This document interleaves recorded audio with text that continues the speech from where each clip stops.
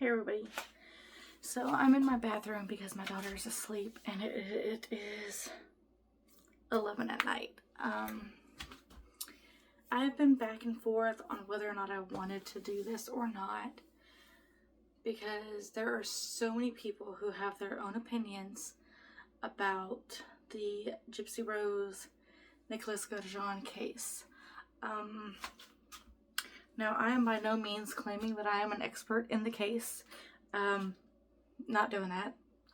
I have no contact, personal contact with either Gypsy-Rose Blanchard herself or Nicholas Gaudejean. I do not know the families of either party. I do not know anybody involved directly with the case. I am just a complete outsider to this case. I am a nobody.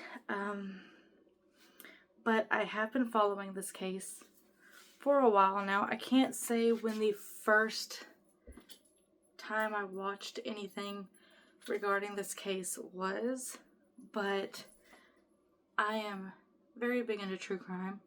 I watch tons and tons of true crime, various different shows, and you know, there are just things that as I watched regarding this case, things don't make sense. There's a lot of things that do not make any sense whatsoever. I have watched, I believe, all of, sorry, my head was hurting. I've watched, I believe, all of the documentaries that there is regarding the case, even loosely regarding the case, like, you know, the movies and shows that were based on the case itself, such as The Act. I've watched that multiple times. And I've watched, you know, the Mommy Dead and Dearest, her prison confessions. I have even watched her reality show, the Life After Lockup. I've watched pretty much everything I can find. I have watched her whole interrogation, and I have watched part of Nick Gaudejean's interrogation. His is a lot to go through because his is, I think, 5 different YouTube videos split apart, totaling, I think, 18 or 20 something hours. So I have not watched all of his interrogation.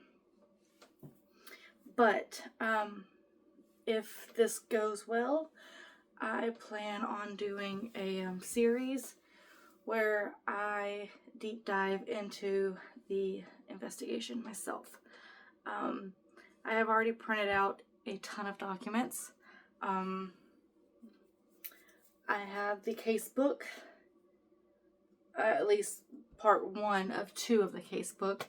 I believe the other half probably will not be available until after Nick's appeals are done, which, from what I am hearing, should be sometime in September. Don't know about that. So we'll just have to wait and see. But I do know that once everything is unsealed, I am going to do a Freedom of Information Act request, and I am going to request as much as I possibly can. The top of that being, I am going to request the autopsy. I have some of the crime scene photos, not everything, because obviously not everything has been released. But I do have a lot of the crime scene photos, and what I do have, there are a lot showing the body. As you may know, a few weeks ago, they were leaked, but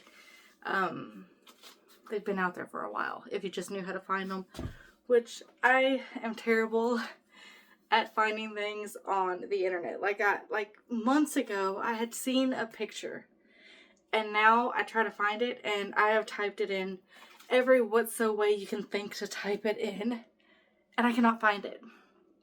So I'm thinking that it must have been in the stuff that, must have got sealed, so it must have been wiped.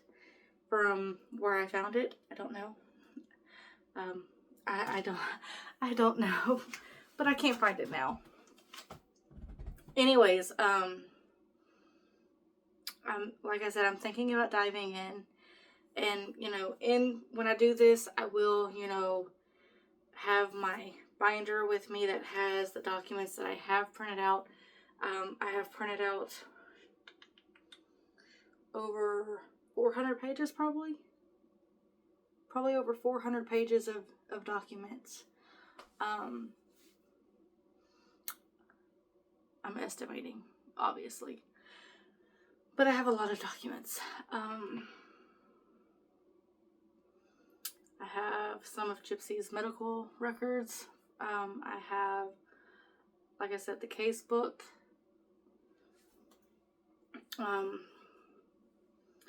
I did not print out any crime scene photos because it's hard enough to keep my daughter away from the phone or the computer when I'm looking at the documents already, but yet to have them out in, you know, physical form, it's too easy for her to get a hold of them, and my daughter's only 5, so I do not want her to see that. You know, she's been in the room with me when I'm watching crime scenes, when I'm watching true crime stuff, but you know how they always blur the stuff out, so she never sees anything graphic.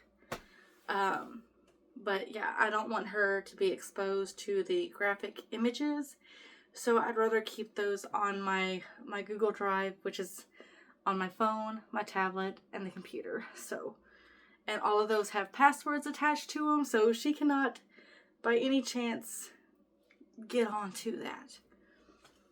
I have the text messages that are leading up to the murder. I believe 2 weeks out from the murder. I have those.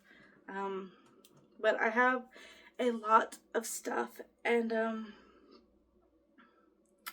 I don't know. I mean, I know I don't have a ton of subscribers. I'm working on that. I'd love it if I could get more subscribers. That would be totally awesome. But yeah, I'm thinking about diving into this. And if you would like to join me in my research, again, this is completely separate from anybody who is already researching the case or claiming to be an expert on the case or being affiliated or associated with anybody in the family. This is just me from a little old town in Texas deciding to jump in and investigate some stuff on my own. But I was interested in throwing this on YouTube and seeing what kind of reactions I get. Thank you.